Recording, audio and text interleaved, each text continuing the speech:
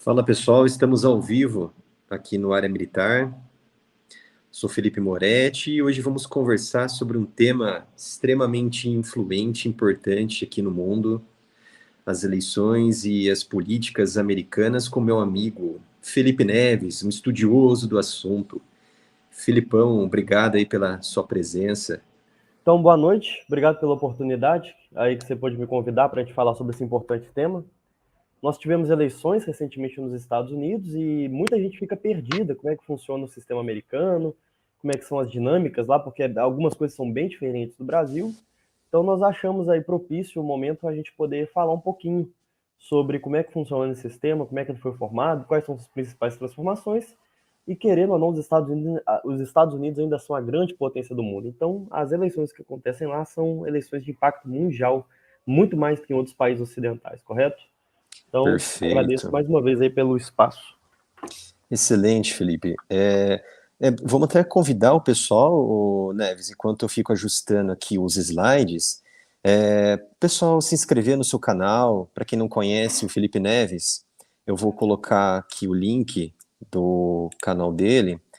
Vou tentar, porque eu sou um amador nessa questão de live aqui, mas vamos lá. A gente vai aprendendo, dá certo. Será Aí, que eu está consegui. aparecendo aí? Está Deu aparecendo? certo. Apareceu ali, ó, Tá apareceu. legal. Tá aparecendo na tela arroba Felipe Neves FN, tá? Convido vocês a se inscreverem lá no canal dele. Fala um pouquinho do seu canal, Felipe. O meu canal tá parado tem um tempo, você até pega no meu pé para poder voltar, mas o objetivo principal do canal era fazer alguns temas que fossem mais atemporais. Então a gente tem uma série muito robusta lá de história do Brasil, principalmente para o pessoal de cursinho, mas ela acaba abrangendo muitos outros conteúdos também. E para além disso, eu falei bastante de história geral e outros temas. Ainda pretendo voltar com o canal com mais ênfase.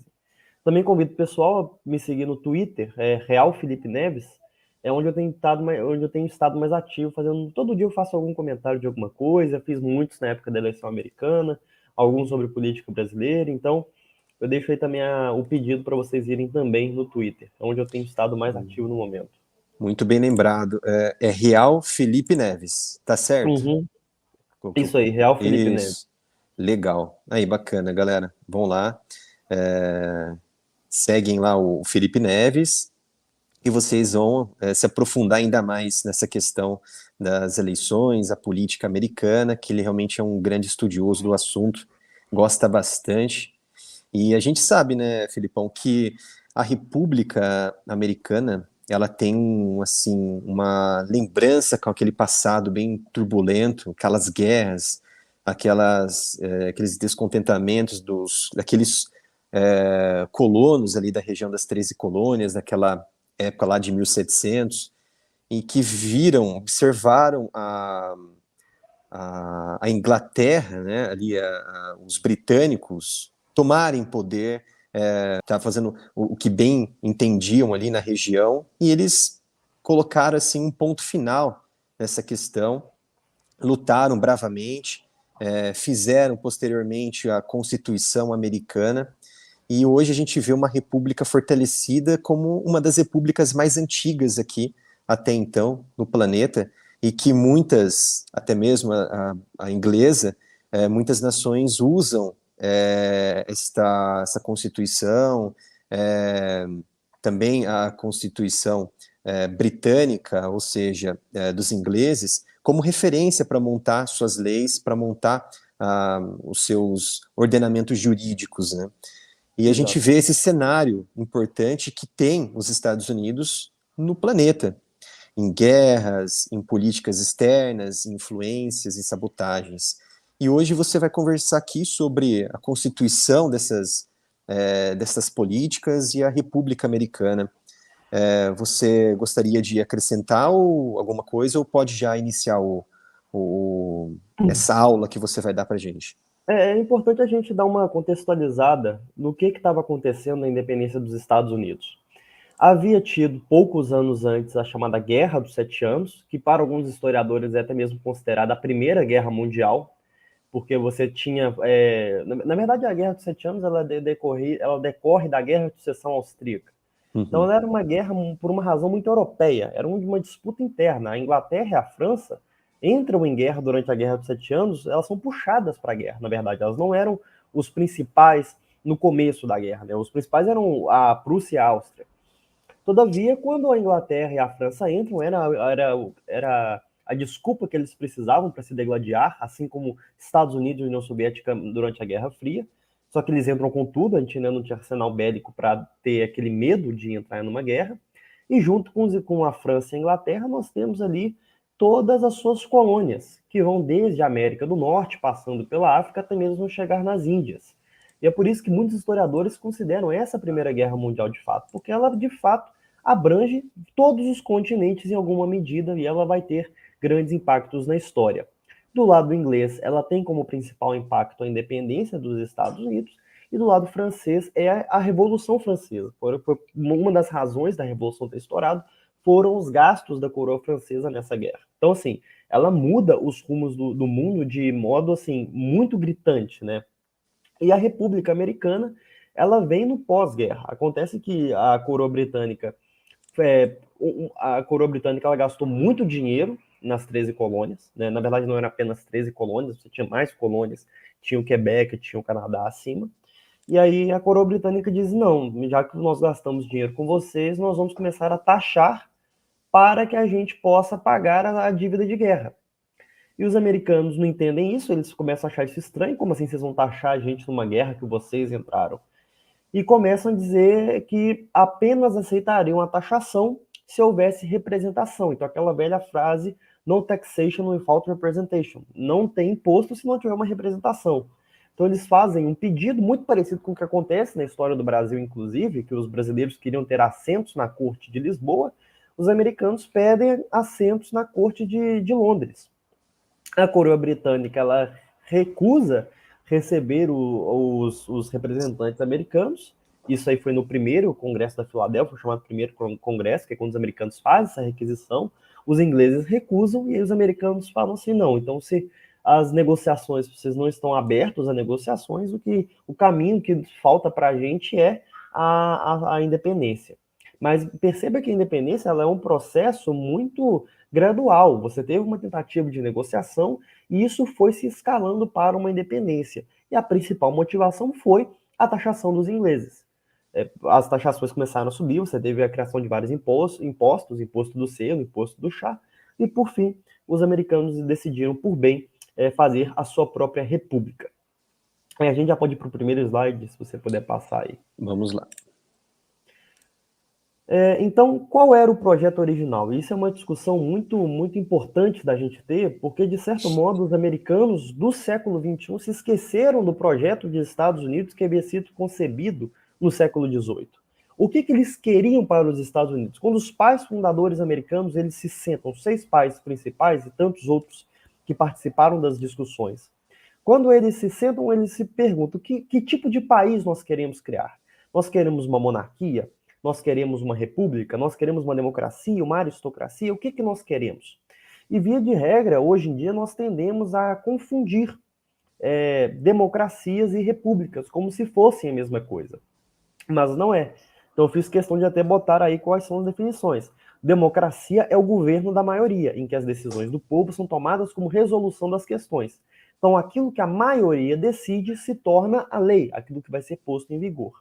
A república é o governo da coisa pública, mas que é administrado pelos seus representantes por meios democráticos e não democráticos. Ou seja, numa república, como bem define o próprio pai fundador James Madison, existe um corpo de pessoas eleitas ou não eleitas por meios democráticos e não democráticos que refinam a opinião pública. Como a própria frase dele diz, refinar a vontade popular ao passá-la por um corpo de cidadãos escolhidos que, em sua sabedoria, saberão discernir os verdadeiros interesses do país.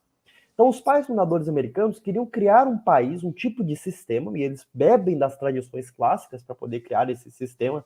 A grande inspiração deles é a República Romana, em que você teria a vontade da população aceita, mas essa vontade não se converteria numa tirania da maioria contra a minoria. Então haveriam os chamados checks and balances, os contrapesos, para que você tivesse um sistema que tanto ouvisse as maiorias, quanto ouvisse as elites, quanto ouvisse os estados, e assim tudo isso criaria um sistema em que essas mais diversas classes poderiam ser escutadas e atendidas sem que isso descambasse numa tirania. Então, os pais fundadores não apenas não queriam criar uma democracia, como se você pega a documentação original das discussões, eles rejeitam a ideia de que os Estados Unidos é uma democracia. E por mais que a noção de democracia tenha se expandido nos Estados Unidos após o século XIX, nós vamos falar sobre isso, ainda assim o cerne americano é de uma república que não é necessariamente democrática. Tem elementos democráticos, mas não é totalmente democrática, ok? Então nós vamos falar sobre cada uma dessas diferenças aí mais para frente. Alguma dúvida? Não, você destacou bem que nem sempre uma república ela é 100% democrática, né? Exatamente. Observamos recentemente nas eleições aqui do Brasil também, e tem também outras eleições pelo mundo, onde você tem um perfil republicano, porém todo o desfecho, o sistema, ele é totalmente antidemocrático no final. Exato. Só que aí você tem a questão da legitimidade. Quando a gente pega, por exemplo, casos como das pretensas repúblicas populares, e nós temos os mais diversos países que têm esse nome, República Popular da Coreia do Norte, República Popular de tantos outros países, eles tentam ter o nome de república porque hoje república é a moda, vamos dizer assim. Então isso dá uma Uhum. faceta de legitimidade. No caso dos pais fundadores, quando eles criam mecanismos que não são exatamente democráticos, como o Senado americano inicialmente, como o colégio eleitoral, o objetivo não é tentar desmascarar uma tirania, mas evitar uma.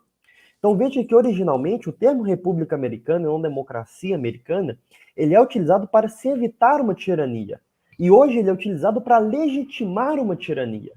Então você vê como é que os termos eles acabam sendo deturpados ao longo do tempo, a ver as conveniências. Mas Exato. a ideia original dos Estados Unidos era que, por mais que houvesse elementos democráticos, não seria uma democracia pura, porque sempre há o perigo de descambar para uma tirania.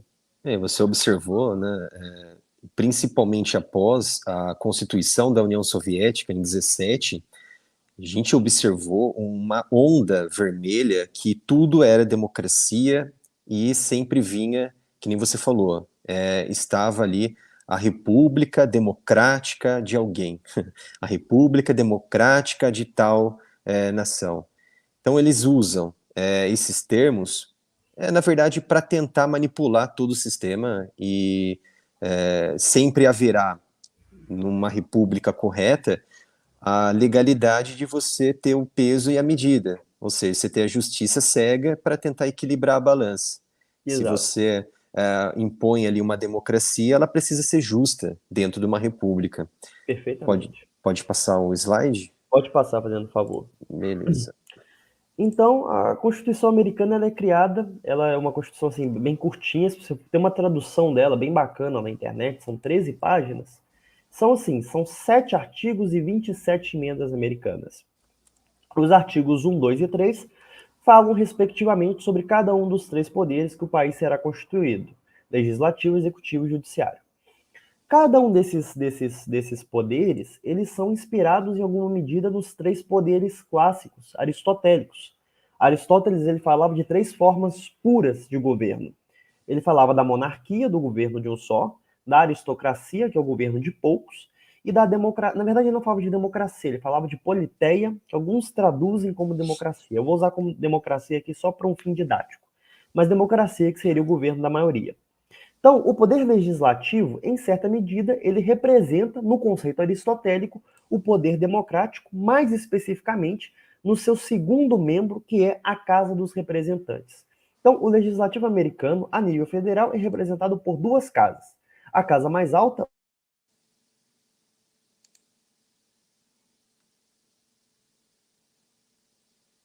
Eu acho que saiu, desconectou, Esse do povo. Opa, cortou? cortou. Tá ouvindo Foi. aí? Sim, sim, pode A- continuar. as 2 casas aí do poder legislativo. Você tem o Senado, a casa mais alta, que representa o interesse dos estados americanos, e você tem a casa mais baixa, que é a Casa dos Representantes, que representa o próprio povo. O que acontece? Então, eles fazem as leis, fiscalizam o executivo, aprovam o orçamento e declaram guerra. Isso é interessante a gente notar, porque no Brasil, por muito tempo, o executivo ele é basicamente ali a função de fiscalização e aprovação do orçamento, ele fica muito mais nas mãos do executivo no Brasil.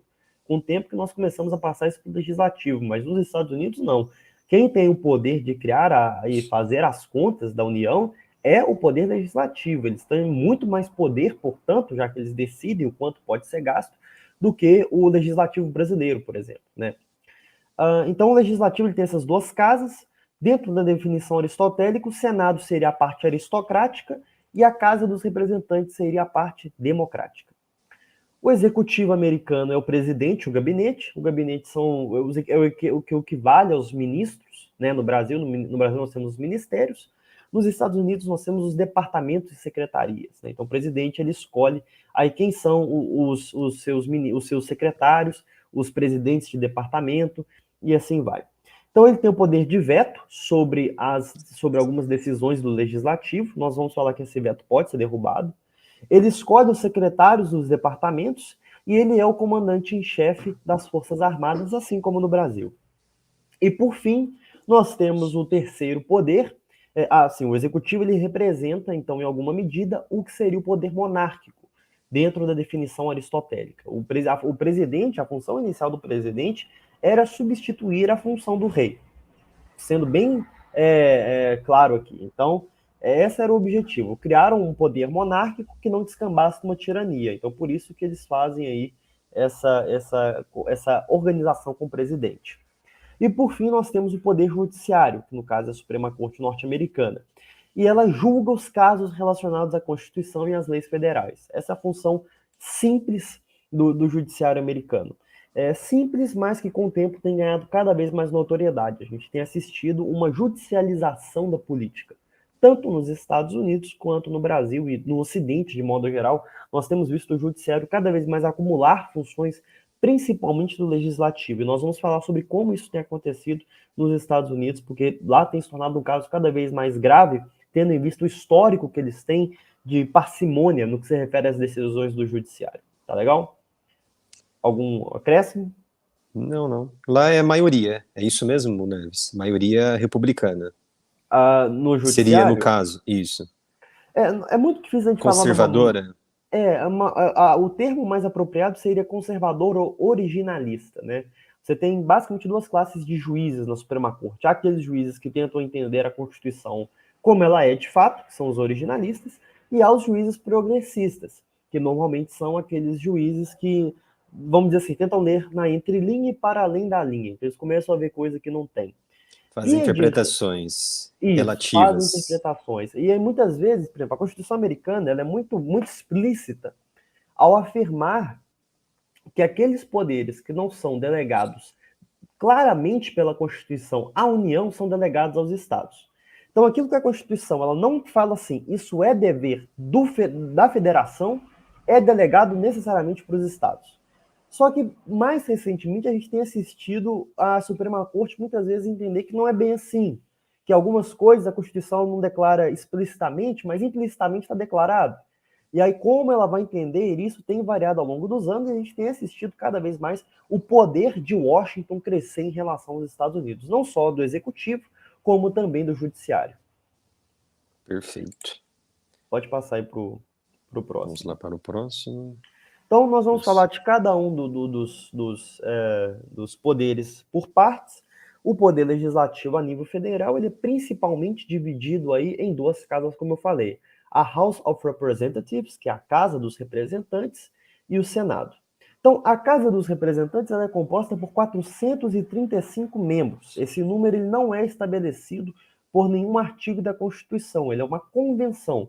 No começo eram menos membros, já teve momentos que foi mais membros, já chegou a 437, por convenção se estabeleceu 435. Pode ser que por uma diferença de população, você aumente essa quantidade de membros, tá legal? Mas é definido que cada estado tem pelo menos um membro. E todos os estados vão ter os seus membros baseados na sua população. Então é por isso que se diz que a Casa dos Representantes ela é a casa democrática. Estados com maiores populações têm mais representantes. Estados com menores populações têm menos representantes. Se você olha ali no mapa, por exemplo, eu coloquei esse mapa aí, ele divide quais são os distritos relativos a cada um dos representantes.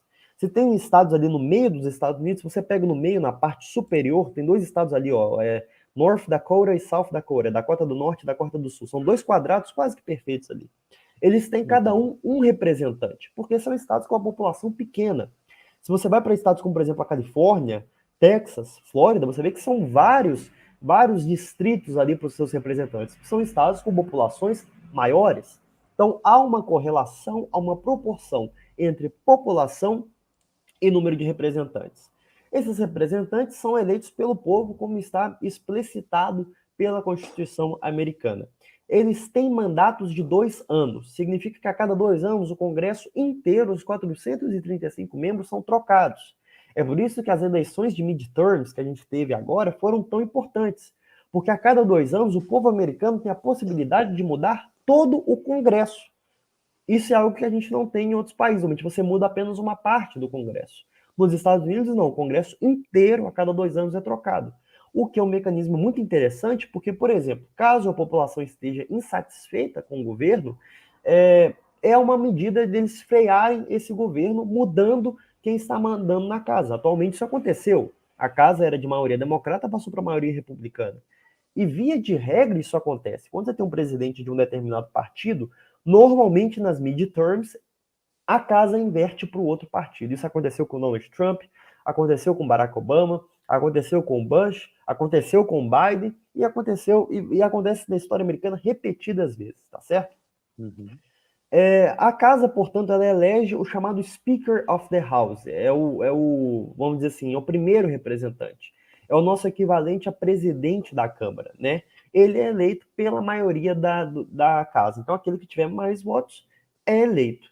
Quando não há maioria clara, você faz uma coalizão. Mas, via de regra, como os Estados Unidos têm basicamente 2 partidos, você tem ali sempre o partido de maioria, escolhe quem vai ser o speaker. Se ele perde a maioria, você troca o speaker. Na atualidade é Nancy Pelosi, né? Na atualidade, a Nancy Pelosi, aquela cidadã de pouco amor próprio, vamos dizer assim. Mas E que é bom deixar claro que muitos indivíduos dos progressivistas já estão contra ela. Algumas medidas sim, aí, principalmente movimentos ativistas, as mulheres estão contra ela por tudo que ela vem fazendo. é muito interessante você perceber, porque quando começa esse movimento de radicalização dentro do Partido Democrata, alguns setores começam a ficar bravos com o mainstream do partido, porque ele não radicalizou o suficiente, e outros setores ficam bravos porque ele radicalizou demais. Então isso é uma dinâmica comum do Partido Democrata, né? A Nancy Pelosi atualmente é speaker da casa. Agora que os republicanos tomaram a maioria da casa, é provável que você tenha um speaker republicano. Mas existem casos que você pode ter uma maioria republicana e ter um speaker democrata, a depender da coalizão. Não é porque o cara é republicano que ele vai votar com os republicanos. Acontece de você ter Não traíra dos 2 obrigatoriamente. lados. Não é obrigatório. Cada um tem o seu voto independente. Vamos dizer assim, o desejável que ele faça, mas não é obrigado. A casa ela tem o poder de impeachment. Apenas a casa pode abrir impeachment do presidente. Ou seja, nenhum outro poder pode. Apenas o poder democrático pode abrir um impeachment contra o poder monárquico. E quem cria leis e faz a taxação inicial, as leis de taxação e a aprovação do orçamento é a casa. A casa ela cria essas leis e propõe os orçamentos. Isso vai para o Senado. O Senado, então, ele pode aprovar ou não, e dependendo do resultado, isso volta para casa. Então, a casa e o Senado ficam nesse ping-pong até que haja um consenso. Há um consenso, essas leis ou esse orçamento é mandado para o presidente, e o presidente tem ou não o poder de vetar. Em caso de veto, o veto dele pode ser derrubado aí por uma maioria, tanto do Congresso quanto do Senado. Caso haja a maioria, é derrubado. E aí, nesse caso, ele não pode fazer mais nada. Mas, via de regra, é muito difícil o presidente vetar esses orçamentos, porque normalmente isso cria todo. Aprovar esses orçamentos é muito difícil. Quanto mais você criar essas negociações em cima. Mas também é um mecanismo de você ter aí, o presidente ter um mecanismo de reação em caso de um Congresso hostil. A Casa dos Representantes, ela se reorganiza a cada 10 anos. Por quê? Porque a população americana ela muda. Atualmente, por exemplo, estados republicanos, veja que curioso, como o Texas e a Flórida, têm ganhado muitos imigrantes internos, vamos dizer assim, de outros estados democratas, como a Califórnia. Então, a cada 10 anos é feito um censo, assim como é feito no Brasil, e aí se reorganiza os representantes. Alguns estados ganham mais representantes e outros perdem seus representantes. Portanto, não é um número fixo. É um número que varia a cada 10 anos, a julgar pela população de cada estado. E o Congresso, a Casa dos Representantes, ele tem um problema muito sério, que é o chamado gerrymandering. Nós vamos falar sobre ele no próximo slide. Você pode passar aí. Perfeito. Então, o que acontece? Cada deputado, que seria o nosso equivalente a deputado, cada representante, ele é eleito por um distrito. Então, o estado, isso quem faz são os estados, eles dividem o seu território em distritos. Quem faz essa divisão é o legislativo de cada estado. Cada estado tem um senado e uma câmara própria. Essa câmara, em alguns locais, ela é a House of Representatives, e em outros casos, ela é a Câmara dos Deputados. Depende do estado, da legislação de cada estado. Então, eles dividem os distritos do seu jeito. Qual que é o problema disso? O problema é que, dependendo do jeito que eu divido um distrito, ele pode ou não favorecer a maioria da população. Então, por exemplo, vamos pegar um caso ali, que é o primeiro caso dessas tabelas que eu coloquei, 3 aí tabelas. Você tem uma população de 60% de republicanos e 40% de democratas. Vamos dividir essa população em distritos, que é como os estados têm que fazer a cada 10 anos, eles fazem essas divisões. Eu posso dividir essa população de tal modo, como é o primeiro modo ali, veja, em que eu tenho 2 distritos republicanos e 3 democratas, mesmo que a população seja 60% republicana e 40% democrata. Então, dependendo do jeito que eu faço essa divisão, eu posso dar maioria democrata, por mais que a maioria da população não seja democrata. Eu posso ter um segundo caso ali, em que eu tenho 5 distritos republicanos e nenhum distrito democrata. Eu dou uma maioria absoluta para os republicanos, a depender de como eu faço esse recorte. E eu poderia ter um recorte mais satisfatório, que seria em que eu teria 3 cadeiras republicanas e 2 cadeiras democratas, que seria o mais proporcional. Só que a lei não especifica que tem que ser proporcional. Quem decide como tem que ser esse recorte são as legislaturas. E acontece que as legislaturas, tanto republicanas quanto democratas, roubam os distritos para elas. Então você tem aberrações demográficas, como o terceiro distrito de Maryland ou o sétimo distrito da Pensilvânia. Olha o recorte desses distritos que eu coloquei aí. Eu fiz questão de botar um republicano e um democrata. Eles fazem desse jeito aí, é de sacanagem mesmo. É para roubar o distrito do outro partido. E isso acontece a cada 10 anos, isso sempre acontece, e sempre há essas distorções de estados de maioria republicana ou democrata que tem mais representantes do outro partido, por causa desse problema do gerrymandering. Para tentar reverter isso, você já tem alguns estados, como Ohio, Colorado, Arkansas, Missouri e Iowa, que aprovaram reformas em que a divisão dos distritos ela é feita por um órgão que não está associado a nenhum dos partidos. E assim você tem a criação de distritos mais igualitários. Mas, como eu disse, não é obrigado por nenhuma parte da Constituição que isso seja feito de modo proporcional. E assim, há séculos já, ambos os partidos ficam roubando aí distritos uns dos outros e fazem essas aberrações que vocês viram. O gerrymandering, ele é feito pelos legisladores, né, Neves? Eles fazem através de censos. Como que funciona? Então, o que acontece? Você tem... o censo ele é levantado para você saber quantos representantes aquele estado vai receber. Então, não existe um TSE lá. Cada estado organiza suas eleições. Mas a partir do censo, eles ficam sabendo... A cada 10 anos. A cada 10 anos. Então, meu estado tem 10, vai ter direito a 10 assentos na Casa dos Representantes. O Legislativo, sabendo que eles vão ter direito a 10, eles vão dividir 10 distritos no estado. Cada distrito tem que ter uma população mais ou menos parecida, ok? Só que como é feita a distribuição desses distritos? Não há uma regra. Eu distribuo do jeito que eu quiser. Então, muitas vezes, eu pego determinados condados ou até mesmo pedaços de cidade, que são pedaços mais democratas, e boto tudo num bloco só para não influenciar a votação republicana, ou o contrário. E desse modo eu consigo roubar a eleição, como você viu naquele caso ali do meio, por exemplo, que por mais que eu tenha uma maioria republicana, nesse exemplo que eu dei, eu tenho só 2 distritos republicanos e 3 distritos democratas, porque é o recorte que eles fizeram ali para poder roubar. Então, Perfeito. se eu tenho um legislativo que é de maioria republicana no Estado, ele vai naturalmente tender a roubar para os republicanos. Se ele é de maioria democrata, ele vai tender a roubar para os democratas. E assim vai ficar por 10 anos, entendeu? Perfeito. A não ser que você já tenha reformas internas, como você já tem em 5 estados que eu falei, que você tem comissões independentes para fazer essa divisão. Então, essas comissões independentes organizam esses distritos de modo mais justo. E, de fato, o que a gente tem assistido é que nesses 5 estados, isso acontece de modo mais justo e mais independente e reflete melhor a população daqueles locais. Perfeito. Podemos ir para o próximo. Vamos lá. Foi? Foi. Então, nós temos aí, vamos falar um pouquinho sobre o executivo americano, como funciona o tão temido colégio eleitoral que as pessoas se confundem tanto. Agora que nós já entendemos como são as midterms, vamos falar um pouquinho sobre as eleições para presidente dos Estados Unidos. Ah, não, pô, passou um a mais, a gente não falou do Senado, não. Volta um É o slide. Congresso, né?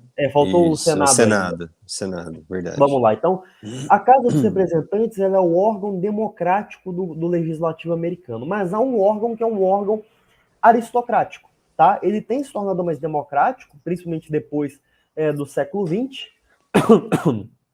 mas ele, em essência, ele é um órgão aristocrático. Por quê? Porque, como nós falamos, a casa ela tem representantes relativos à sua população. Quanto maior a população, mais representantes. Estados pequenos têm um representante, estados grandes têm 50 representantes, como a Califórnia, por exemplo. O Senado não. O Senado ele é aristocrático nesse sentido. Todo estado tem direito a 2 senadores.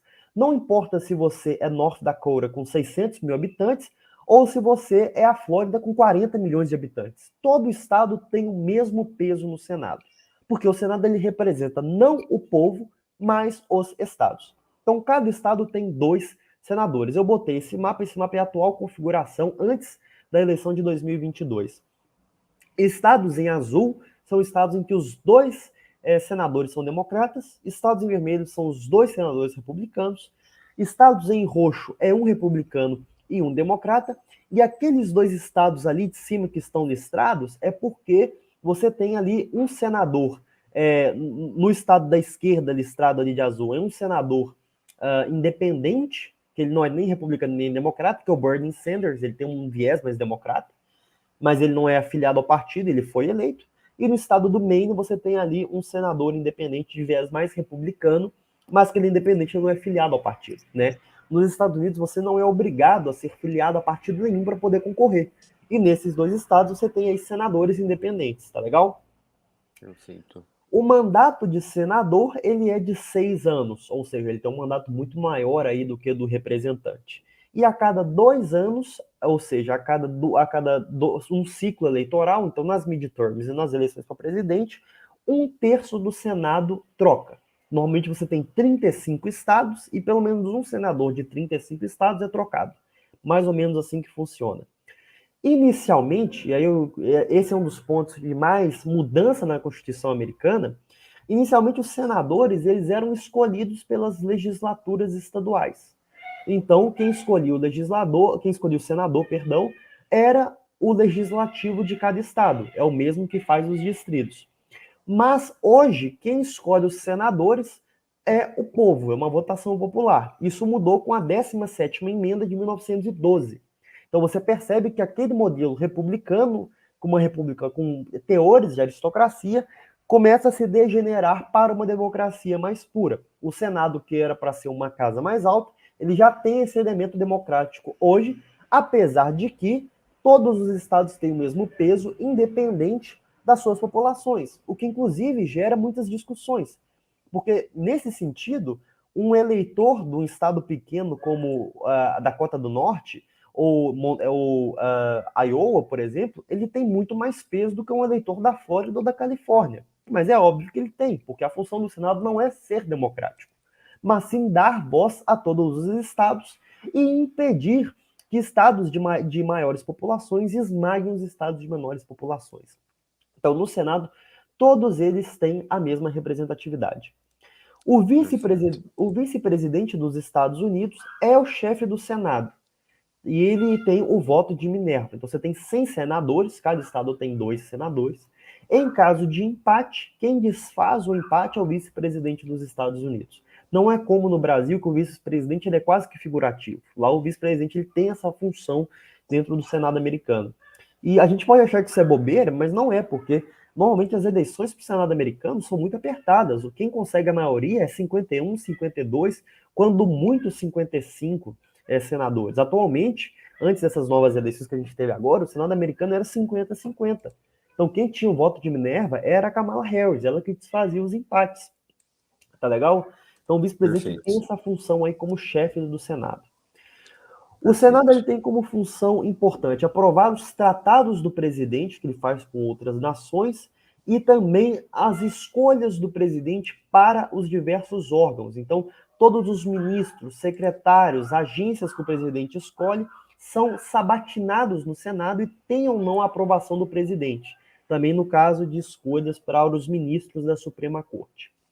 O Senado julga os casos de impeachment. Então, a casa ela abre o pedido de impeachment e caso esse pedido seja aberto, o Senado vai julgar se o presidente é culpado ou não culpado.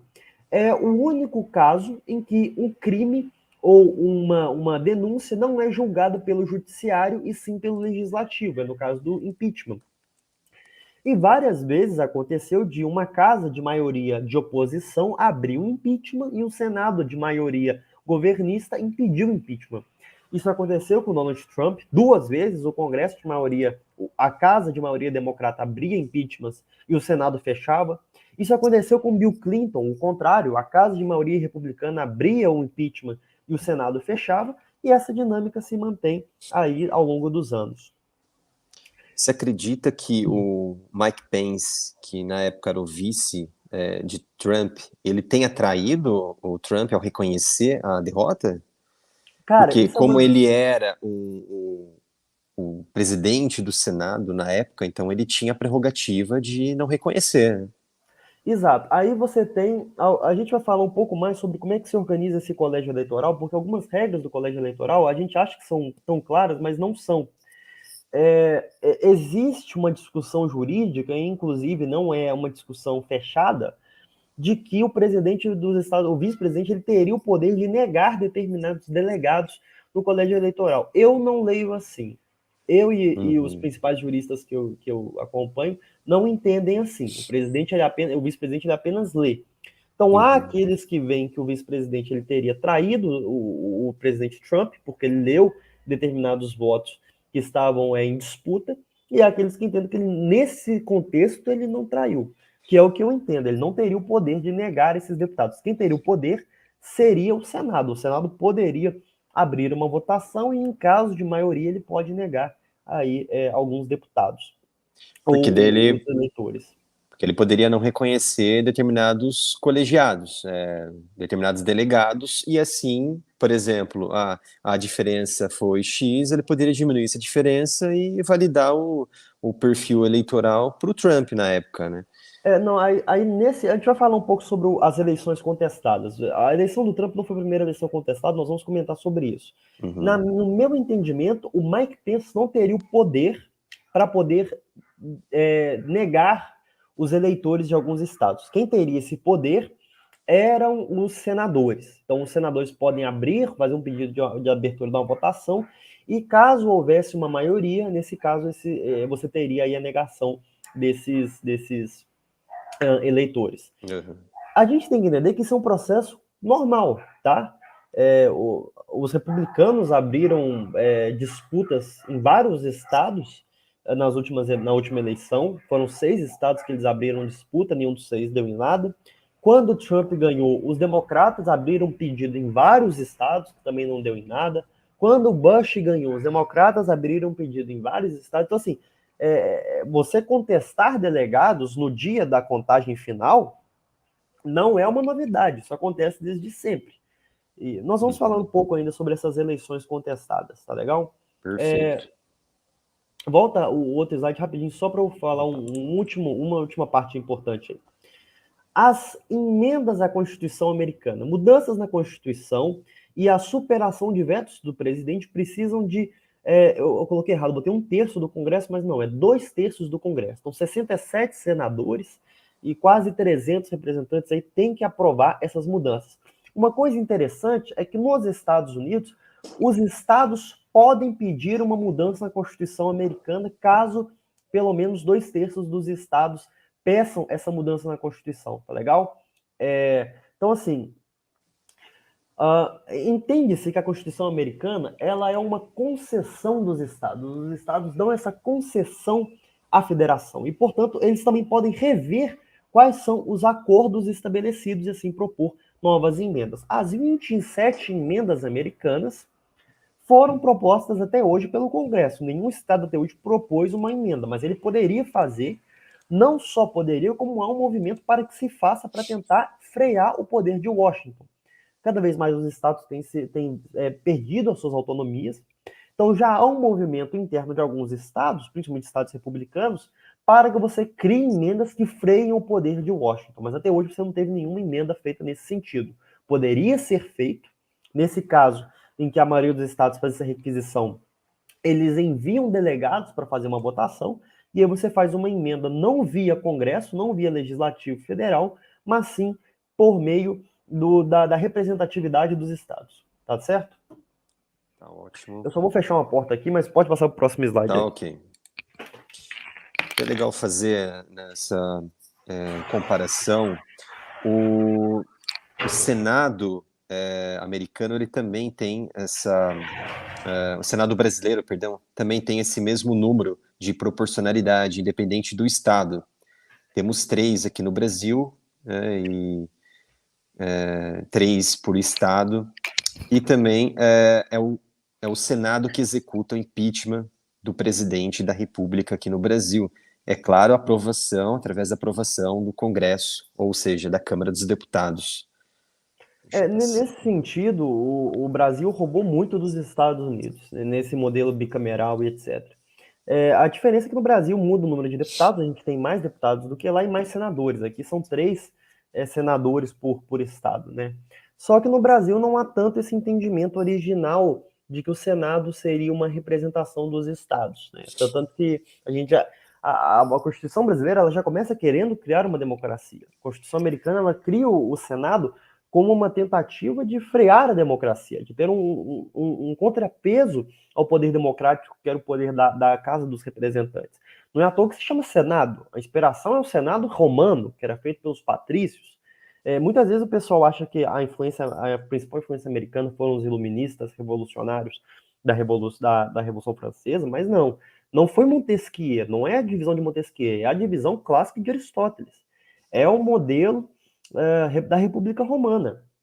Em certo nível, a República Americana é uma tradução daquele modelo tradicional da República Romana, que era o tribuno do povo, que acaba virando a House of Representatives, é o Senado romano, que vira o Senado americano, e o que seria o presidente lá eram os chamados cônsules, né? Então, é uma adaptação do modelo da República Romana, tá legal?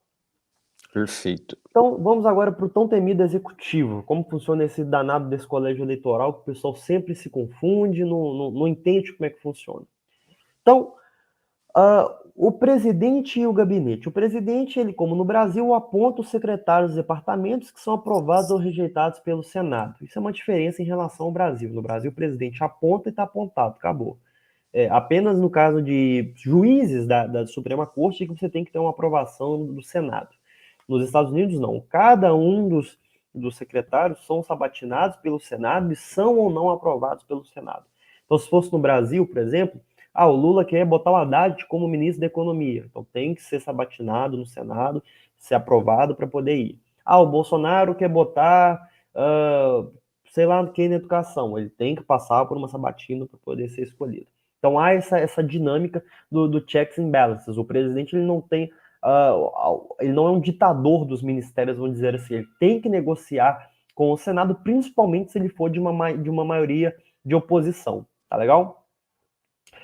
Assim sendo, o presidente aponta as agências federais, então todas as agências federais de segurança, de investigação, aponta os embaixadores e aponta os juízes da Suprema Corte. Ele pode rejeitar o orçamento do Congresso, como eu falei, mas o seu veto ao orçamento pode ser derrubado por uma maioria composta, que é aquela de 2/3 do Congresso. Ele assina tratados, então nesse sentido o presidente ele é o representante dos Estados Unidos, é o chefe de Estado. Ele tem mandato de 4 anos, com direito a uma reeleição. Essa uma reeleição ela é estabelecida pela 12ª emenda americana, tá? Por que, por tradição, nenhum presidente americano tentava concorrer a mais de 2 mandatos, por causa de uma tradição inaugurada pelo próprio George Washington. Washington concorreu a primeira vez, ganhou, concorreu a segunda, ganhou. Queriam que ele concorresse a terceira, ele falou, não, terceira vez eu não vou não. Então ele sai, concorre apenas a 2 mandatos e, por tradição, todos os presidentes que vêm depois concorrem a apenas 2 mandatos. Acontece que quando você chega, principalmente no século XX, que é quando a degeneração do sistema americano começa a ficar mais acentuada, você tem presidentes de tendências mais autoritárias que começam a querer quebrar essa tradição. O presidente Ted Roosevelt, por exemplo, que é o famoso presidente da política do Big Stick, que é o famoso presidente que começa uma política americana mais intervencionista no exterior, que na minha visão é um dos primeiros presidentes a de fato chutar a Constituição americana e esculhambar com o negócio, apesar que não foi o principal, ele tentou concorrer a um terceiro mandato. E nós vamos, inclusive, falar sobre a eleição que ele perdeu ao terceiro mandato. Mas ele não ganhou. Outros presidentes, como por exemplo o presidente Roosevelt, não o Roosevelt, Ted Roosevelt, mas o outro Roosevelt, que já é o da Segunda Guerra Mundial, ele teve 4 mandatos. Ele só não terminou o 4º mandato porque ele morreu antes. Mas ele ficou 4 mandatos e, em muitos sentidos, o Roosevelt ele é o que a gente chegou de mais perto de um ditador nos Estados Unidos. Ele negou, por exemplo, decisões da Suprema Corte. A Suprema Corte americana decidiu que uma determinada decisão econômica dele, do New Deal, era inconstitucional, e ele ignorou a decisão e continuou a mesma coisa, ele perseguiu opositores.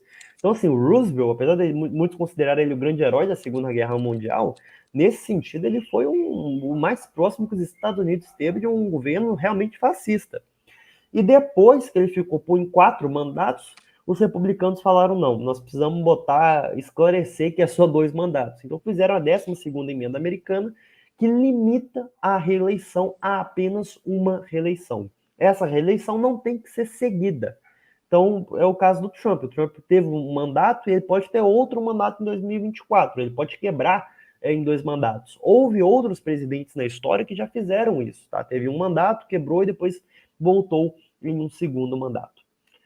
A Constituição americana ela diz apenas o seguinte: o presidente é eleito pelo colégio eleitoral.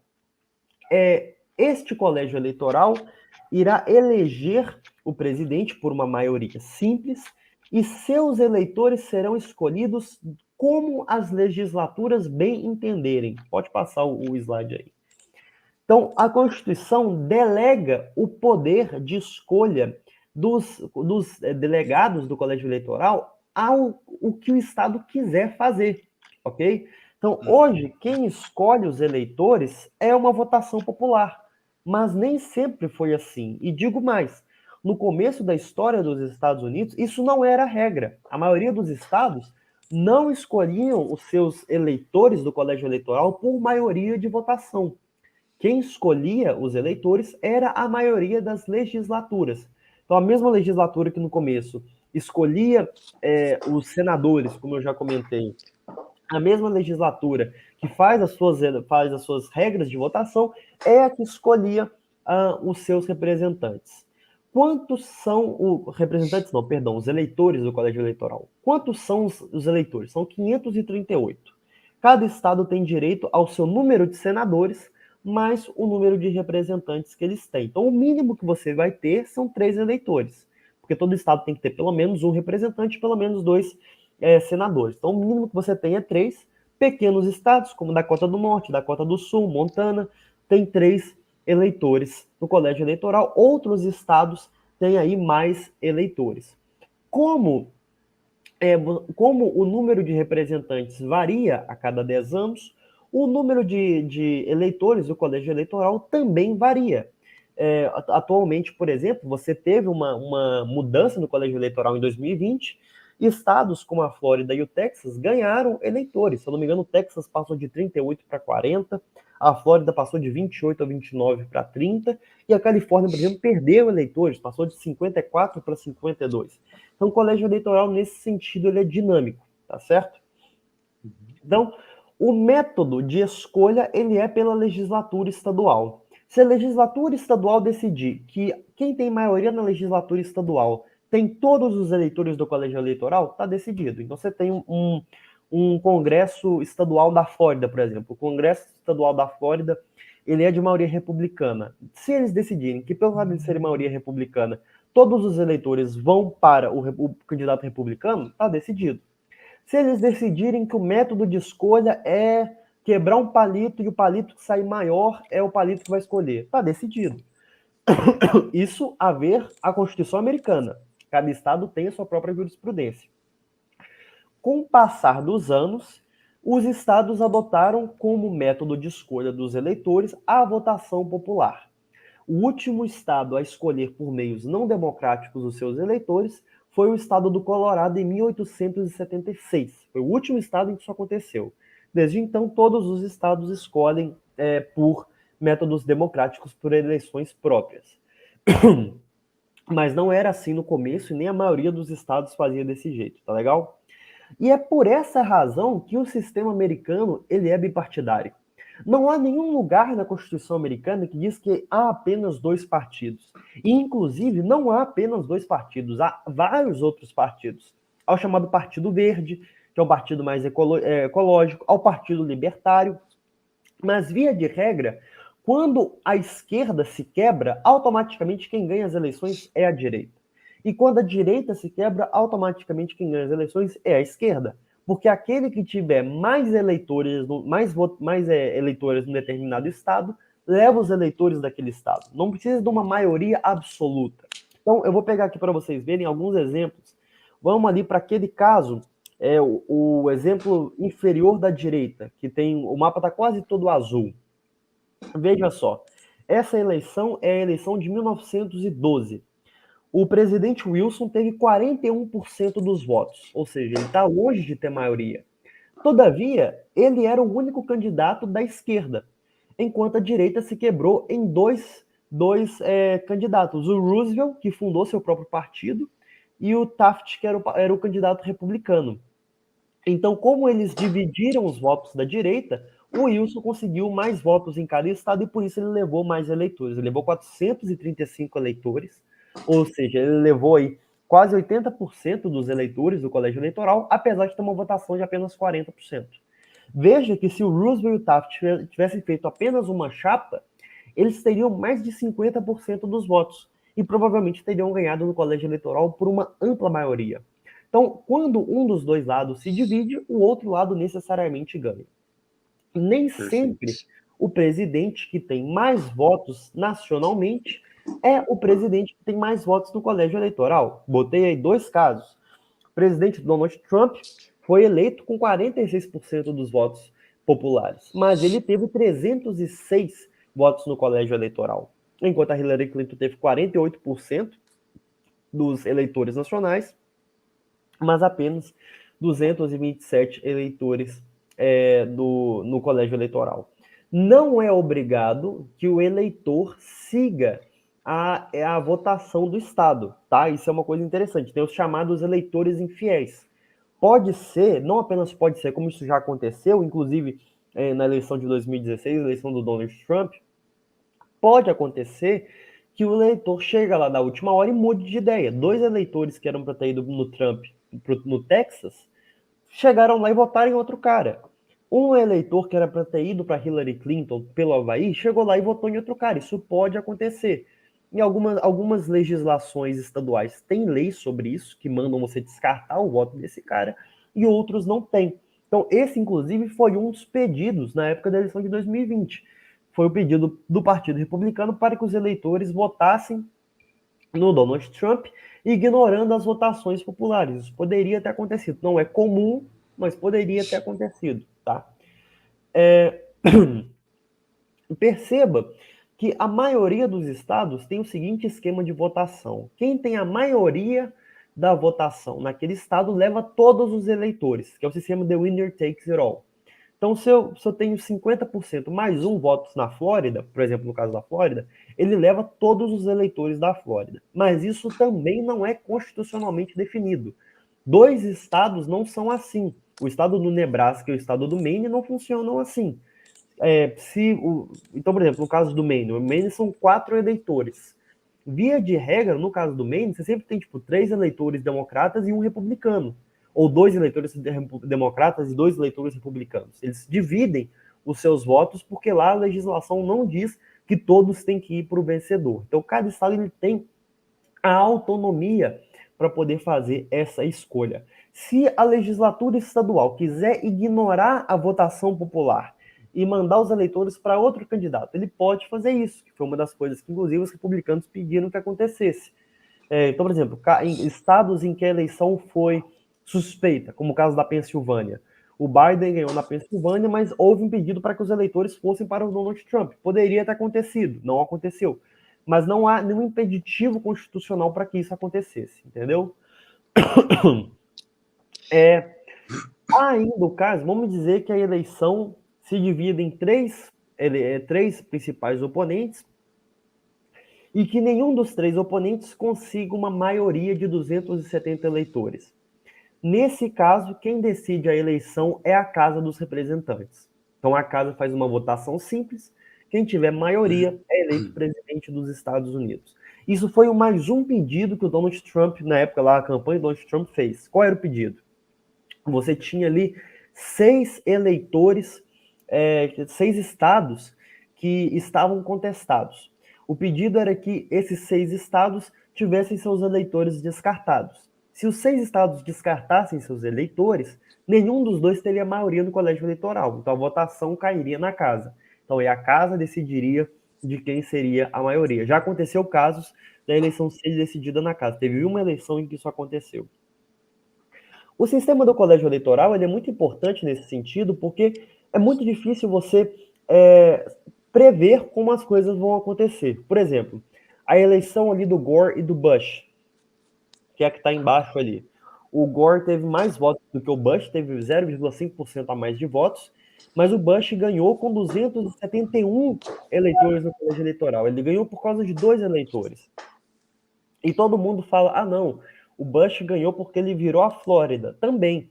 Mas outra razão que fez o Bush ganhar a eleição foi porque ele virou o estado de West Virginia, que tem 5 eleitores na época. Era um estado democrata que virou republicano. Se ele não tivesse virado o pequeno estado de West Virginia, ele tinha perdido a eleição, por mais que ele levasse a Flórida. Então, esse sistema do colégio eleitoral ele tem essas vantagens. Pode passar o slide até que a gente vai falar um pouco mais sobre isso. Então, para deixar assim algo explícito, não é a maioria que vence nos votos, mas sim não é a maioria dos votos populares. Isso, os populares, mas sim a maioria daqueles distritos que vão decidir o seu representante ali, por exemplo, exatamente, ou republicano ou democrata. Perfeitamente. Ou seja, normalmente coincide da maioria da população nacional ser a maioria do colégio eleitoral, mas isso nem sempre acontece, tá? Então, assim, se o Donald Trump ganhar num determinado estado, por exemplo, por 51% dos votos, ou por 99% dos votos, não interessa. O peso que ele vai ter na votação nacional é o mesmo, porque se ele tem maioria naquele estado, independente do quão grande essa maioria, ele vai ter o mesmo número de eleitores no colégio eleitoral. Então, quais são as vantagens desse sistema? Primeiro, que protege a tirania da maioria que a gente estava falando no começo do vídeo, no começo da nossa live. Ou seja, nem sempre a maioria vai eleger o presidente. Você não consegue ganhar uma eleição nos Estados Unidos se concentrando apenas nos grandes centros urbanos. No Brasil, por exemplo, quando a gente teve a nossa eleição recente, quando estava tendo todo aquele movimento de virada do Bolsonaro e tal, qual foi o grande centro de tentar ganhar apoio da campanha dele? Foi o eixo São Paulo, Minas Gerais, porque é onde tem a maior parte da população. Nos Estados Unidos isso não ia funcionar. Ele ia ter que virar outros estados no colégio eleitoral. Se os Estados Unidos fosse do jeito que é o Brasil, como que você venceria uma eleição? Você vai em Los Angeles, você vai em Nova York, você vai em Orlando, que são os principais centros urbanos, convence os centros urbanos a votarem em você e você leva a eleição desse jeito. Acontece que desse jeito você tem uma ditadura das grandes cidades sobre o interior. Então, o colégio eleitoral ele permite que o interior também tenha alguma autonomia em relação aos grandes centros urbanos nesse caso. E exatamente por essa razão, ele encoraja coalizões. Você precisa de muitos estados estarem engajados naquela campanha. Você precisa que o presidente, ou o candidato a presidente, tenha um discurso que atraia não apenas as grandes cidades, mas também as pequenas cidades, e assim faça com que os estados mais interioranos votem em você. Esse sistema também desencoraja a fraude, porque como não é uma votação nacional, mas são 51 votações, são 50 estados mais um distrito que votam. Você não tem como fazer uma fraude generalizada. Você tem que fazer pequenas fraudes em alguns estados, e essas ações de fraude, elas têm que ser naqueles estados certos. Porque não adianta eu tentar roubar para um candidato que com certeza vai ganhar num determinado estado. Eu tenho que saber quais são os estados decisivos daquela eleição. E fica muito mais difícil você roubar uma eleição. E do mesmo modo, isso também dá uma certa independência dos estados. Você não fica refém de um tribunal superior que organiza as eleições. Cada estado tem as suas regras de votação. Então, se um estado, por exemplo, tem uma votação totalmente esculhambada, como acontece em alguns estados de ter uma votação esculhambada, que você não precisa nem de identidade para votar, outros estados têm um processo muito mais organizado. Então, há essas independências dos estados. Aqueles que são contra o colégio eleitoral dizem que, por causa dele, não há uma representação da maioria da população. Isso gera distorções por consequência, então nem sempre quem tem mais votos é o presidente eleito, e isso dá mais poder aos pequenos estados. Então, um estado como, por exemplo, Dakota do Norte, um eleitor da Dakota do Norte ele tem mais peso na votação para presidente do que um eleitor da Califórnia, por exemplo. E para tentar reverter isso, existe uma campanha popular chamada National Popular Vote. Essa campanha ela é uma tentativa de fazer com que o colégio eleitoral perca a sua importância. Então, o que acontece? Eles passam essa lei do National Popular Vote em alguns estados, e basicamente essa lei decide o seguinte: aquele candidato que tiver a maioria da votação nacional ganha os eleitores daquele estado. Então, todos os estados que estão em amarelo nesse mapa aí tem já esse mecanismo. Então, vamos supor que, por exemplo, um exemplo aqui só para a gente brincar. A Califórnia é um dos estados que questionou essa lei. Vamos supor que na próxima eleição o candidato republicano tenha a maioria dos votos nacionais, mas a Califórnia teve no seu estado a maioria dos votos democratas. Ela vai ter que dar os seus eleitores para o candidato republicano, porque ele foi o que ganhou o voto popular nacionalmente. Então, essa é a National Popular Vote, é uma tentativa de quebrar o colégio eleitoral. Por que eles fazem isso? Porque é muito difícil você quebrar o colégio eleitoral por uma emenda constitucional. Você ia precisar de 2/3 do Congresso, e 2/3 do Congresso nunca iam aprovar isso. Então você muda isso pelas regras internas do Estado. Lembra que eu falei que a legislação do Estado é quem decide como vão ser feitos, como vão ser distribuídos os eleitores? Se ela decidir que é a maioria daquele Estado, é a maioria daquele Estado. Se a maioria é republicana, vai para o republicano. Mas se ela decidir que a maioria nacional, por mais que a maioria do Estado seja republicano, por mais que a maioria do Estado seja republicana, mas a maioria seja democrata, caso ela decida que é a maioria nacional, vai para os democratas. Se ela decidir que não é por maioria, que é por adedanha, vai ser por adedanha. Então, cada estado tem seus mecanismos aí para poder escolher. O grande problema de ser contra o colégio eleitoral é porque isso quebra exatamente a função dos pais fundadores, que era acabar com, tentar evitar uma tirania. O objetivo é que você tenha, que os pequenos estados tenham mais poder de fala dentro do colégio eleitoral. Você tem algum acréscimo aí? Não, veja que interessante é o sistema americano, que você tem, além de não ter um estado, uma nação com vários partidos políticos, você tem uma questão eleitoral mais enxugada, e também você não ter o voto obrigatório, o candidato ele precisa, de certa maneira, convencer os seus eleitores a votarem no dia da eleição. E Exato. seria importantíssimo a gente aplicar esse sistema distrital aqui no Brasil, porque, como você colocou, evita fraude, evita manipulação de uma entidade, de uma organização superior que controla todo o sistema, desde a votação até a apuração desses votos. Porque se você tem um voto secreto aqui no Brasil, obrigatoriamente você não poderia ter apuração secreta. Você Perfeito. deveria ter apuração aberta, como ocorre nos Estados Unidos.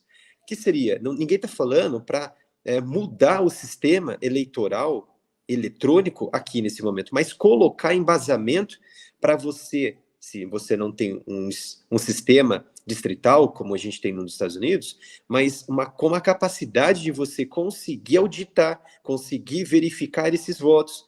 E ainda, até arrisco falar, você colocar o voto não obrigatório aqui no país. Nós Veja vamos só, falar sobre isso ainda. se Mas você tiver, o que, como posso falar, essa campanha de contra-informação que o órgão superior aqui do Brasil fez contra um presidente nessas eleições, lá nos Estados Unidos, você pode ter certeza que a quantidade de eleitores desse presidente lá nos Estados Unidos iria cair muito durante a votação, porque você boicota o caminho dele, desde ele receber os fundamentos do presidente, do candidato, vamos dizer assim, até o caminho que ele vai votar.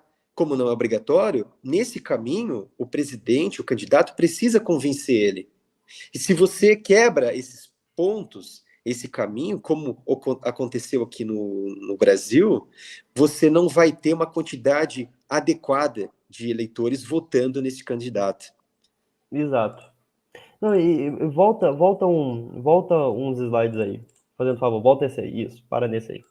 Olha só que interessante. Por que o sistema do colégio eleitoral ele é muito interessante para a gente poder pensar? Porque no Brasil, quem ganha as eleições no Brasil é o candidato que tiver hegemonia. Se o cara tiver hegemonia no eixo São Paulo, Minas Gerais, ele leva a eleição. Bolsonaro ganhou em 2018 porque ele teve hegemonia no eixo São Paulo e Minas Gerais. Perdeu em 2022 porque ele não teve hegemonia no eixo São Paulo e Minas Gerais. Quem tem hegemonia ganha a eleição automaticamente, não importa os outros estados. Agora veja a eleição do Gore e do Bush, que é a que está no canto inferior ali esquerdo. Veja como que ele verá o estado de West Virginia, que é um estado praticamente assim, que ninguém liga, conseguiu fazer com que ele levasse as eleições. Veja como, por exemplo, na eleição do Donald Trump, ele ganhou em vários estados ali do norte, Michigan, Wisconsin, Pensilvânia, porque ele foi para aqueles estados com um discurso que aqueles estados não escutavam há tanto tempo, que era um discurso trabalhista, de que o trabalhador americano estava perdendo seus empregos, e a gente tinha que voltar a ter mais representatividade desses setores no Congresso. Então, é muito interessante esse setor, porque, veja, você tem de um lado no Brasil, normalmente, o candidato da direita tem um discurso que apela para as classes médias de São Paulo e Minas Gerais, e o candidato da esquerda apela para as classes baixas do Nordeste.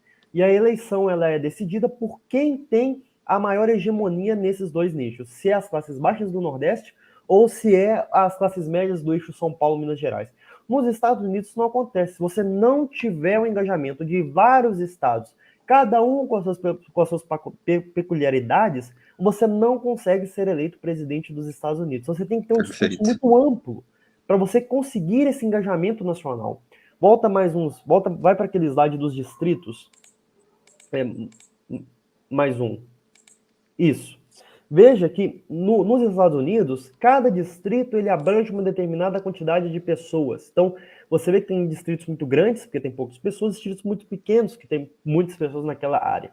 Então, você tem um sistema muito mais proporcional, ainda que tenha aquele problema do gerrymandering. No Brasil, acontece esse coeficiente partidário, essa coisa absurda, que um cara com 20 mil votos é eleito e um cara com 100 mil, 200 mil não é eleito por causa do coeficiente.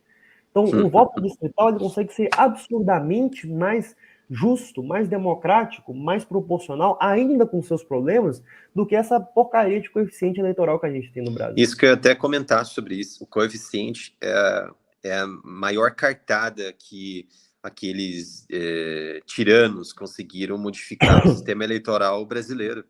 Você recebeu Neves, se você recebeu 100 mil votos, eu recebi 50 mil, porém, o número de cadeiras que está disponível para o meu partido, vamos dizer assim, ou para o cargo, e a quantidade de votação que o meu partido recebeu, eu vou entrar, independente de você ter O 40 dobro mil de a mais votos, do que eu, o 40, dobro de 50 mil. votos. E É isso ridículo acontece isso. sempre. Isso não é exceção. Isso é a regra. No Brasil, isso é regra. Então, assim, Uhum. a gente brinca, não, porque tem distorções no sistema americano, mas as distorções no sistema brasileiro não apenas são mais absurdas, como elas são estabelecidas pela Constituição. Você vê que Uhum. no caso dos Estados Unidos há um remédio para esse problema. E no caso Uhum. brasileiro, isso é a regra.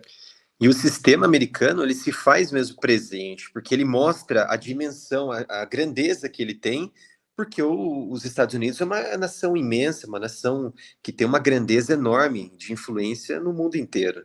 Então, não seria diferente ele ter um sistema grandioso, que ele tenha o planeta, outras nações, como referência. Exatamente. E querendo ou não, existem dois mecanismos para a gente avaliar um governo. Os clássicos avaliavam o governo pela sua capacidade de gerar grandes homens. Nesse ponto, a República Americana, eu acho ela muito, principalmente no começo, muito valorosa. Gerou grandes homens, pessoas como George Washington, sabe? George Washington é uma das figuras mais impressionantes da história. Ele teve a popularidade e o poder para virar um tirano, se ele quisesse. Mas ele escolhe sair.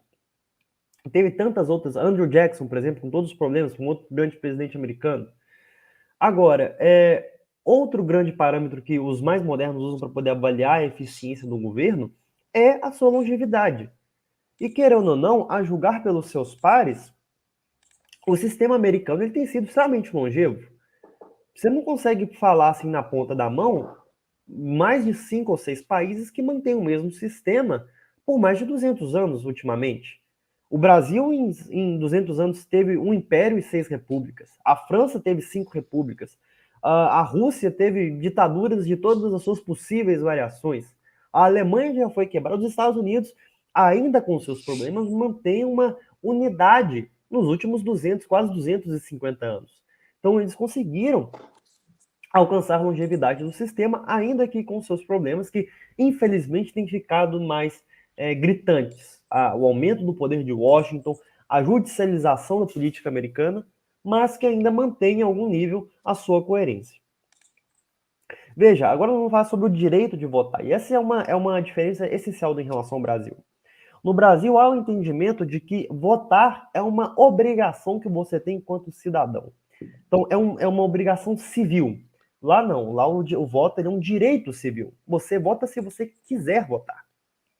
E isso é muito importante, porque isso obriga que o presidente, ou o candidato, ele aumente o entusiasmo da população com a votação. Você precisa ter uma razão para sair de casa e ir votar. Não é como no Brasil que você tem que ir votar. E isso faz com que você sempre tenha campanhas mais inflamadas e campanhas mais populares nos Estados Unidos. A gente aqui no Brasil, a gente se escandaliza quando tem 20% de abstenções ou de votos em branco, que foi o que a gente teve na última eleição, praticamente 20% de pessoas aí votaram em branco. É Nos muita Estados coisa. Unidos, é muita coisa, mas no caso americano, o normal é que 30%, 40% da população não vote. Eu coloquei esse gráfico para vocês verem, olha. Na eleição de 2016, para presidente dos Estados Unidos, só 60% da população votou. Para as eleições de midterms, 49% da população votou. Teve uma eleição que foi aquela que tá, aquela ponta mais baixa ali, entre 2008 e 2018 ali no gráfico. Foi um midterm do governo do Obama, 36% da população só que votou nesse midterm do Obama. Então, o normal é que, para a eleição para presidente, o normal é que 50 a 60, ultimamente chegando a 70% da população vote, da população elegível vote, 60 a 70. Ou seja, isso ainda é bem menor do que no Brasil, que você tem 80, 90% das pessoas votando com votos válidos. Lá é 50 a 70. E para os midterms, o normal é que esse número esteja entre 35% e 50%, ou seja, menos de metade das pessoas aptas a votar normalmente votam nos Estados Unidos, mesmo que 70% da população esteja apta a votar. Então, Assim, é muito difícil muitas vezes você falar que o presidente que foi eleito, ou o Congresso que foi eleito, é o Congresso que tem a vontade da maioria da população.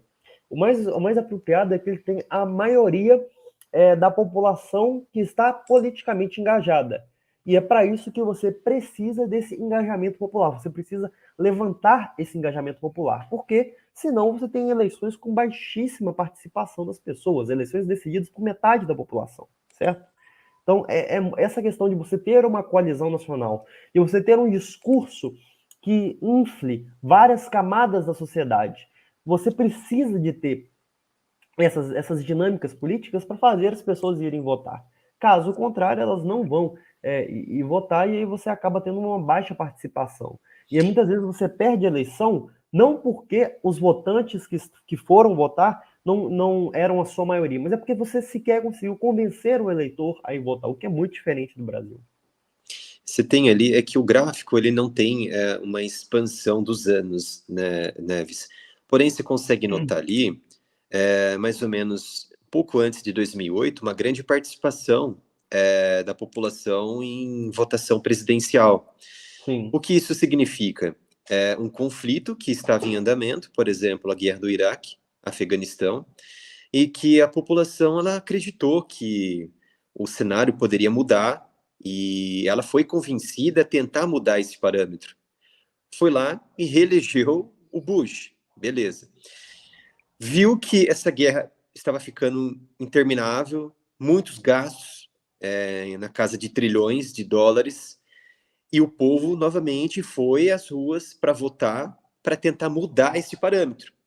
Quem que veio naquela época ali, após o Bush? Veio o Obama, que ele colocou em sua campanha que queria mudar essa conformação de guerra e retirar totalmente as tropas americanas do Iraque e do Afeganistão. O que não aconteceu, inclusive. Exatamente, e foi o que a população saiu às ruas, foi lá, votou, elegeu Obama, e o que ele fez? Ele não retirou totalmente. Aí vieram outras eleições, as eleições de meio de mandato, tentar mudar a casa americana. Inclusive, você percebe ali, só fazendo um parêntese, Uhum. que essa descrença do povo americano na política depois do Obama, ela é tão acentuada que você tem os midterms ali do governo Obama, não chegam a 40% de participação. Teve com 36, 37. Olha como é que o gráfico, depois da eleição do Obama ali, olha como é que ele dá uma despencada brusca ali. Uhum. Porque as pessoas, de fato, tiveram uma descrença muito grande. E à medida que você tem crises nacionais, ou você tem conflitos nacionais, a tendência da população é ir votar. A eleição, por exemplo, do Trump e do Biden teve quase 70% de participação. Foi um número nunca antes visto assim de participação americana. O Trump teve 74 milhões de votos, que foi muito mais do que o Obama sempre pensou em ter. O Biden teve 80 milhões de votos entre os vivos e os não vivos, que é muito mais do que qualquer outro candidato pensou em ter. Então, assim, você percebe que esse engajamento ele flutua dependendo mesmo, tanto da crença na condição da classe política, quanto nas condições que o país está naquele momento. E nem falar até que a mídia colocou Trump como o próximo ditador e queria causar uma terceira guerra mundial. E o pessoal fez com que, não podemos deixar esse cara subir a presidência. Ou Clinton ou Trump, ou Clinton ou terceira guerra mundial. Foi lá, votou, o pessoal elegeu o Trump, né, os distritos, e tivemos uma ascensão da economia americana, tivemos uma política forte, e nunca vi um presidente que tanto cumprimentou ao invés de mandar bomba.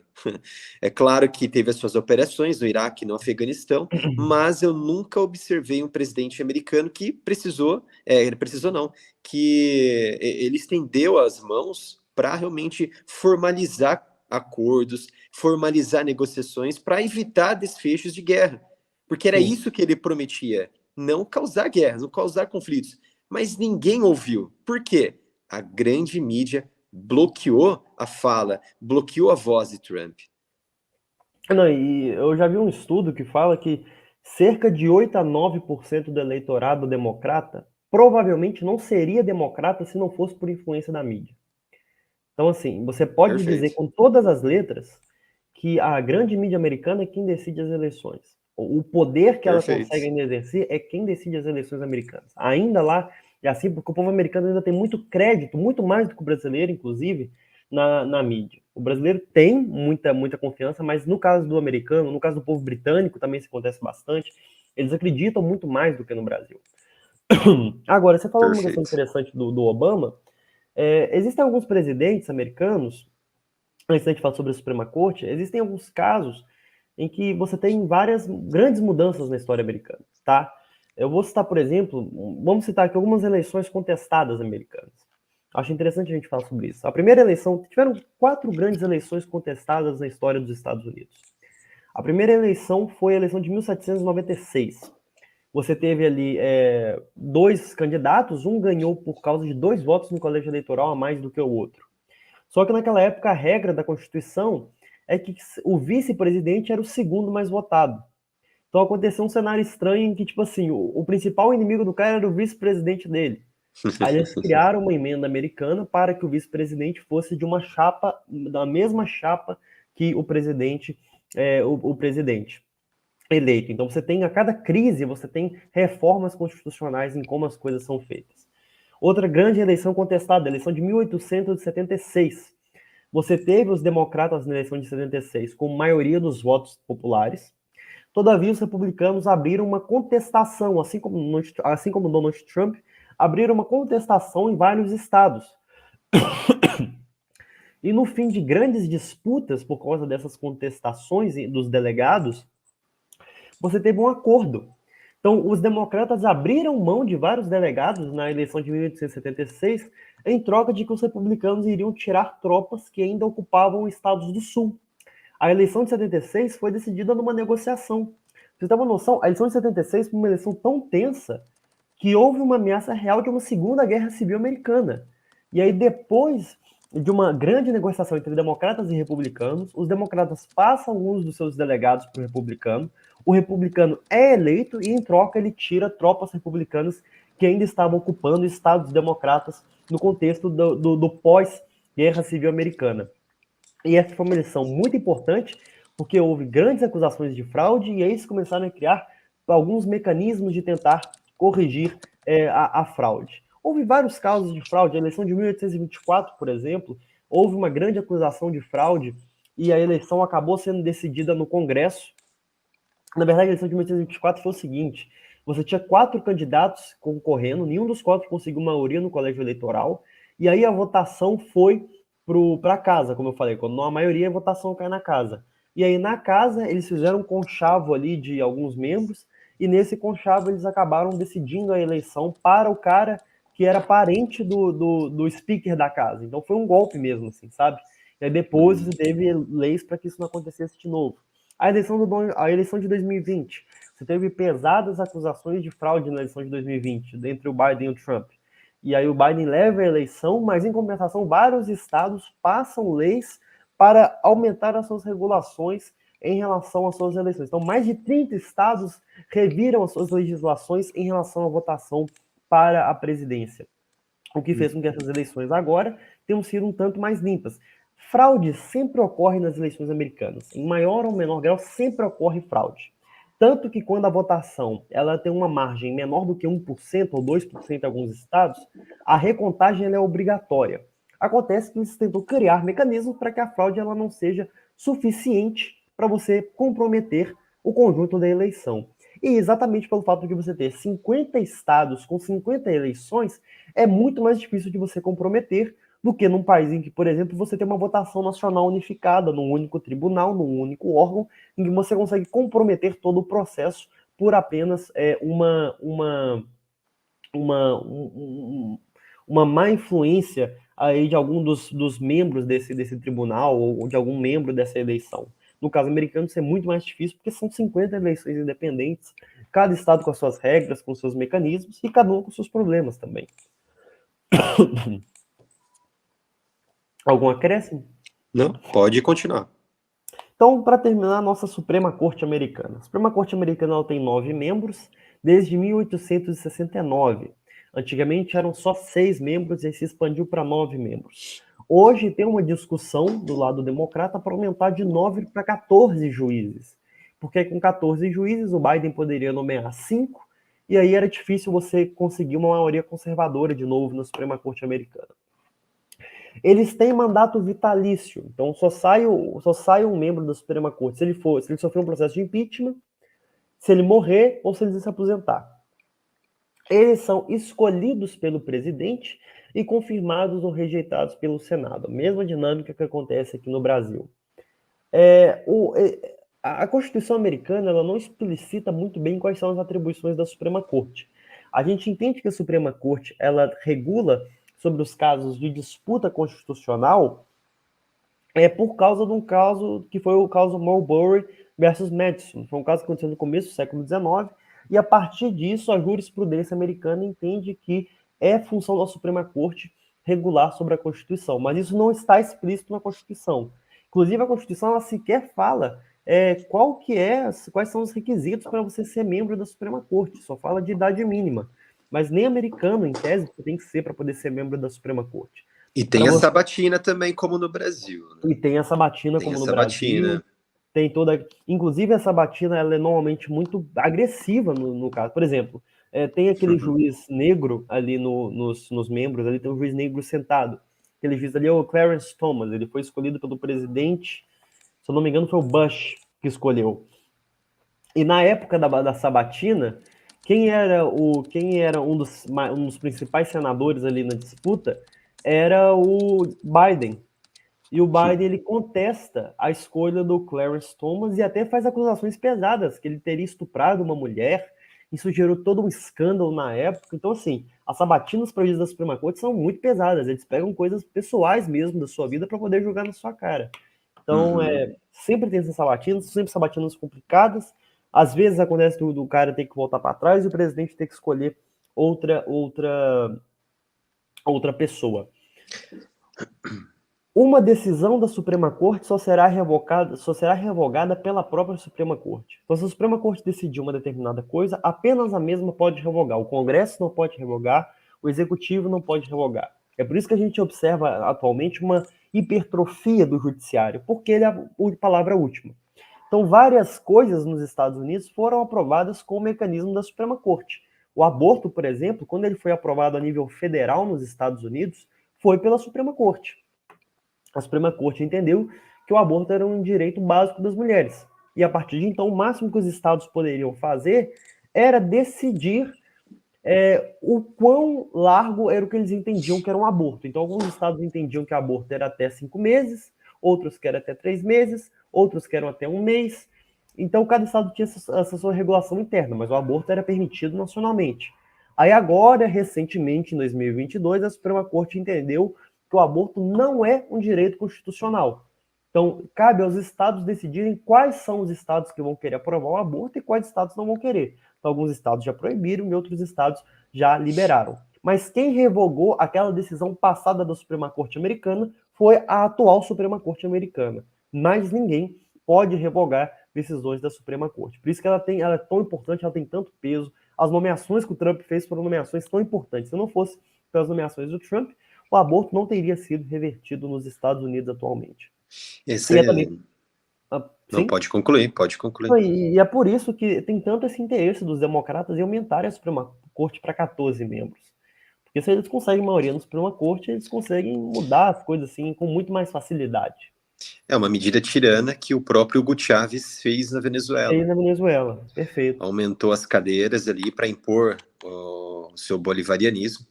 E até eu peguei aqui a notícia da época que Biden nomeou para ser a candidata a ocupar a Suprema Corte, a Ketanji Brown Jackson. É aquela que tá na ponta ali, ó. É a que tá na ponta da direita superior, aquela moça negra. Deixa eu até restaurar aqui a notícia, que simplesmente ao se tratar sobre questões transgêneros, essas questões progressistas, uma senadora republicana, Marsha Blackburn, ela fez uma pergunta interessante para Brown Jackson. Você pode me dar uma definição sobre a palavra mulher? Ela poderia falar várias coisas. Ela poderia falar que é um substantivo feminino, poderia falar várias coisas. Mas não, ela quis falar o quê? Não sou bióloga. Ela poderia falar várias coisas, só que ela falou simplesmente isso. A senadora, ela falou, a palavra é tão controversa que você não consegue dar uma definição. Aí ela até acrescentou, o fato de você não poder dar uma resposta direta sobre algo tão fundamental ressalta os perigos do tipo de educação progressista de que estamos ouvindo. Foi, assim, uma tapada na cara que, Foi. infelizmente, ela está ocupando o cargo, a cadeira ali, o assento da Suprema Corte, e a tendência agora é aumentar ainda mais a Suprema Corte mais progressista. Mas Isso é progressista. péssimo para os Estados Unidos, porque, Sim. é claro, graças ali a uma canetada do Supremo que derrubou essa imposição, esse decreto presidencial de Biden, como você colocou Sim. muito bem aqui.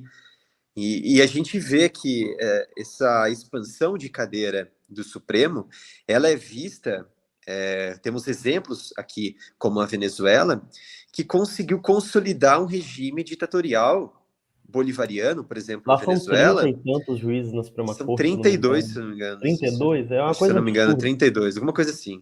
E tudo que o governo ele impõe, a Suprema Corte vai lá e coloca sinal verde, assina, é favorável, e até persegue os opositores através das vontades de Maduro, vai lá e coloca como inelegível alguns políticos para ocupar o parlamento, a Câmara ali, o Congresso venezuelano, e assim vai. Eles vão o quê? Censurando alguns meios de comunicação, vão dando mais vantagem em algumas determinações ali de Maduro, e a oposição ela vai se encolhendo mais ainda. Até uma notícia importante é que o Petro, o presidente colombiano, que era ex-guerrilheiro das Farc, ele vai ter um tremendo papel, um trabalho importantíssimo, entre aspas, intermediar essa negociação que vai ocorrer a partir de segunda-feira agora, entre Venezuela, o governo venezuelano, e a sua oposição. O que será que eles vão fazer? Eu não tenho ideia, porque a oposição ela já está calada na Venezuela. Já está calada. Talvez seja uma armadilha que Maduro tenta impor aos opositores para identificar ainda mais quem são eles ali por trás dos bastidores. Sim. Então, vai ser um momento muito Delicado.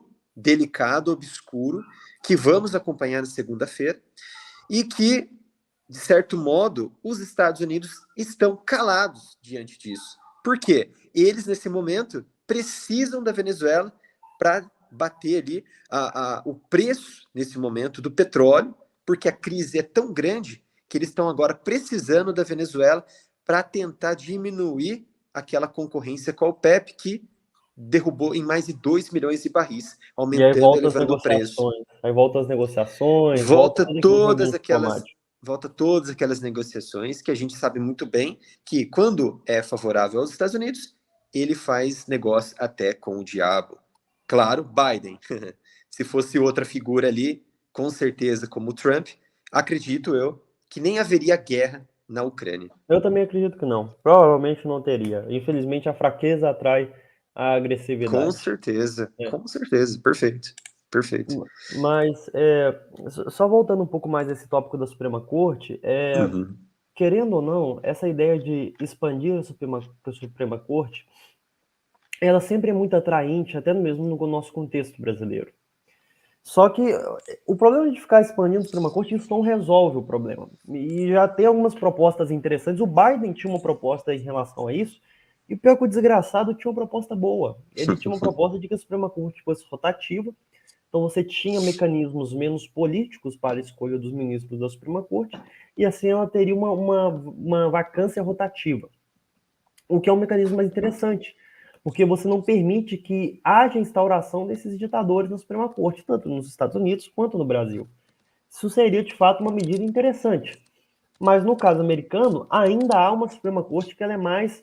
ela não é tão militante, no caso americano. Só que se ela quisesse ser militante, a gente não sabe até onde ela poderia chegar. Ela já foi. A aprovação do aborto, por exemplo, foi uma medida de militância da Suprema Corte norte-americana. E você vê o estrago, o alcance que você teve nessa decisão. Então, o modo como se trata o judiciário, hoje no Ocidente, é um problema. Você não sabe exatamente como regular, como limitar o judiciário de um país. Então, fica essa pergunta. Como que nós tratamos? Aumenta o número de juízes? Não acho que seja uma solução. Diminui o poder da Suprema Corte, mas é para onde vai esse poder? Acho que a solução está a gente olhar como fazer uma Suprema Corte que não seja eleita democraticamente, porque ela não é um poder democrático, mas ao mesmo tempo que ela não seja vitalícia, que ela não seja, se perpetue no poder de tal modo. Querendo ou não, se há uma degradação do país, não adianta, os poderes vão se degradar. Mas os Estados Unidos, ele consegue, a um nível, como nós mostramos, com poderes democráticos e não democráticos, manter ainda um nível de convivência, um nível de harmonia entre os seus poderes, por mais que você tenha cada vez um cenário de divisão interna do país. A gente tem que ver até onde você consegue quando a corda vai sendo puxada. Agora, quando você tem instituições fracas, como no Brasil, você tem aí a possibilidade para que um poder acabe englobando as funções de outros poderes, principalmente quando esse poder ele não deve satisfações democráticas, como o caso da Suprema Corte. Então, esse é um tópico sempre espinhoso, seja no Brasil, seja nos Estados Unidos, seja no Ocidente como um todo. Então, discutir sobre a Suprema Corte, a sua composição, o seu número, é também discutir a saúde de uma república, de uma democracia. Perfeito. Essa posição que você colocou sobre a Suprema Corte, fazendo um parâmetro aqui com a brasileira em aumentar, eu também acho erradíssimo isso. Isso é mais medidas tiranas. Eu considero que há uma falha muito grande em relação ao legislativo, que passa o pano em muitas medidas, não acatou alguns pedidos dos próprios integrantes da casa. Isso enfraqueceu o poder deles e legitimou o poder da Suprema Corte aqui brasileira. Sim. Você gostaria de acrescentar mais alguma coisa, Filipão? Acho que eu já falei tudo que eu tinha para falar. Caso você tenha alguma dúvida, algum acréscimo, pode. Não. Estou bem esclarecido aqui. Fico feliz. Você é uma pessoa que tem bastante conhecimento sobre o assunto. Gostei demais dessa live. Agradeço muito pela sua presença aqui Eu que no agradeço o nosso convite. canal. Você está aberto sempre aqui a vir conversar com o público e deixar aí pro pessoal que esse vídeo vai estar disponível para vocês aqui na plataforma e também lá no canal do Felipe Neves, que eu coloquei o link um pouquinho mais cedo. Agradeço a participação de todos que estiveram aqui com a gente. Você, claro, Felipe Neves. Obrigado. E muito obrigado pela sua participação. Obrigado pelo convite, obrigado a todos que puderam nos assistir. Quaisquer dúvidas, pode deixar nos comentários, depois a gente vai respondendo, mas esse tema ele sempre é muito, muito interessante, porque é um sistema que diferencia muito do nosso sistema brasileiro, é um sistema muito complexo, mas também é um sistema que eu acho que nós temos muito a aprender, tanto no que se refere à volta distrital, no que se refere a modos de você não cair na tirania de alguns poucos estados, nem da maioria da população, e assim você consegue manter a saúde de um país, preservando, para além da democracia, preservando a própria liberdade. Mas também é importante nós sempre analisarmos o futuro dos Estados Unidos, porque tudo que acontece lá acontece aqui com um delay de 2 ou 3 anos. Então, esse processo de judicialização, esse processo de expansão do poder judiciário chega no Brasil, só que como nós não temos instituições tão sólidas como nos Estados Unidos, isso aqui sempre chega mais forte, mais deturpado, mais agressivo e mais prejudicial para a população. Excelente visão, Neves. Obrigado pela presença, obrigado por estar aqui até esse momento. Deu mais ou menos 1h e 40 minutos de live. Isso foi muito legal, muito interessante.